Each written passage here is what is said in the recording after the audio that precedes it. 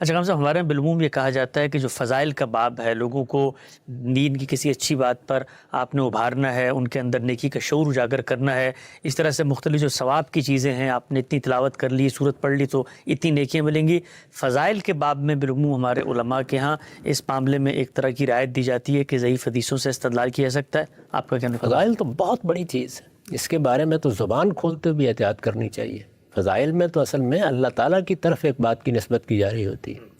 یعنی یہ کہ فلاں چیز کا اللہ کے ہاں یہ اجر ملے گا، یہ کیسے معلوم ہوگا آپ کو؟ یہ تو اللہ کی طرف ایک بات کی نسبت کی جا رہی ہے جس کے جاننے کا ہمارے پاس کوئی ذریعہ ہی نہیں۔ یعنی وہاں تو بہت احتیاط ہونی چاہیے، بہت احتیاط کرنی چاہیے۔ اس وجہ سے فضائل کے باب میں بھی کوئی ایسی چیز قبول نہیں کرنی چاہیے جو صحیح یا حسن کے درجے سے کم کی ہو۔ اسی طرح افراد کے فضائل ہیں، یعنی کسی فرد کے بارے میں، صحابہ میں سے کسی شخصیت کے بارے میں یہ بیان کیا گیا ہے کہ ان کی یہ حیثیت ہے، ان کی یہ حیثیت ہے، اگر تو اس میں کوئی عمومی خوبیاں بیان کی گئی ہیں تو اس میں کچھ کمی بھی ہو سکتی ہے، لیکن یہ کہ اگر کوئی ترجیح کا معاملہ درپیش ہو گیا ہے یا کسی چیز کے معاملے میں آپ حکم لگا رہے ہیں یا کوئی فیصلہ دے رہے ہیں تو اس کا درجہ تو شہادت کا ہو جاتا ہے، اس لیے اس میں بھی بے احتیاطی نہیں کی جا سکتی۔ ہم سے بات تو اصول میں آپ کی بات سمجھ میں آتی ہے، لیکن ہمارے ہاں بالعموم جو واعظین ہیں، جو ذاکرین ہیں، وہ یہ کہتے ہیں کہ آپ نتیجے کے اعتبار سے دیکھیں، اگر ایک آدمی نماز نہیں پڑھتا تھا، روزہ نہیں رکھتا تھا، قرآن کی تلاوت نہیں کرتا تھا،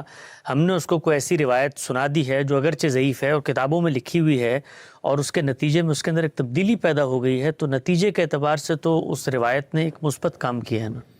دیکھیے بات یہ ہے کہ نتیجے کے لحاظ سے پھر اگر دیکھا جائے تو سارے ہی مذاہب کچھ نہ کچھ اچھے نتائج پیدا کر دیتے ہیں۔ پھر آدمی تھوڑا سا ہندو ہو جائے،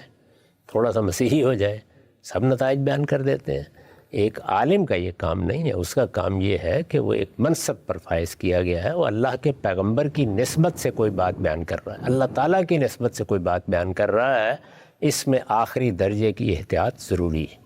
اللہ کی نسبت سے بات بیان کرنا کوئی آسان کام نہیں ہے، کیونکہ اللہ تعالیٰ یہ کہتے ہیں